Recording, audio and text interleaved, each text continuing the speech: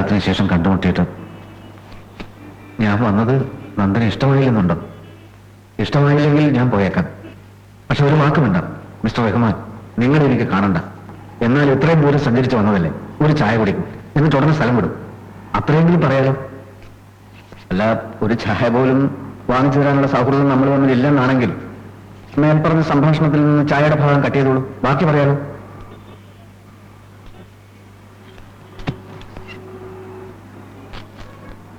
ഇത് കൊള്ളാലോ.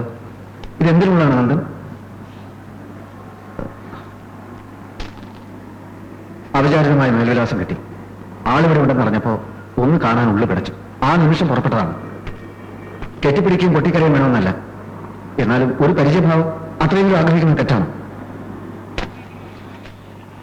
നന്ദൻ, ഞാൻ നിങ്ങളെ നാട്ടിലേക്ക് വിളിച്ചുകൊണ്ട് പോകാൻ വന്നാണ്.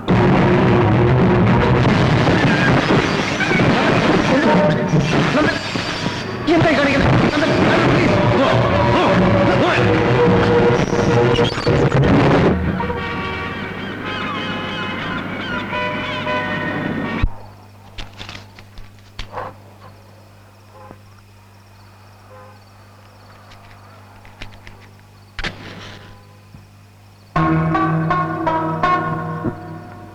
വെറും തല്ല് പോരാ, ഞാൻ പോവില്ല.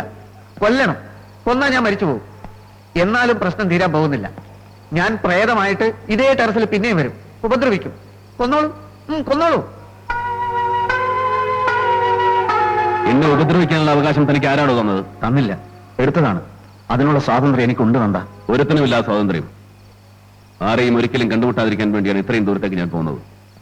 മേൽവിലാസം കിട്ടിയപ്പോ പുറപ്പെട്ടു അത്രയും. ഞാൻ അയച്ചു തന്നോ മേൽവിലാസം? ഇങ്ങോട്ട് വരാൻ തന്നെ ഞാൻ ക്ഷണിച്ചോ? പറയടോ, എന്റെ മനസ്സമാധാനം നശിപ്പിക്കണമല്ലേ? എന്ന് വെച്ചാൽ ഞാനിവിടെ വരുന്നത് വരെ നന്ദന് ഭയങ്കര മനസ്സമാധാനമായിരുന്നു എന്നാണോ? എങ്കിൽ പിന്നെ കേരളത്തിൽ മനസ്സമാധാനം കിട്ടാത്ത മുഴുവൻ ആളുകളും നേരെ കൽക്കട്ടയിലേക്ക് വന്നാൽ മതിയല്ലോ. അന്വേഷിച്ച് നടന്നാൽ കിട്ടുന്ന ഒന്നല്ല മനസ്സമാധാനം. അത് നമ്മുടെ മനസ്സിൽ നിന്ന് നമ്മൾ തന്നെ ഉണ്ടാക്കിയെടുക്കുന്നതാണ്.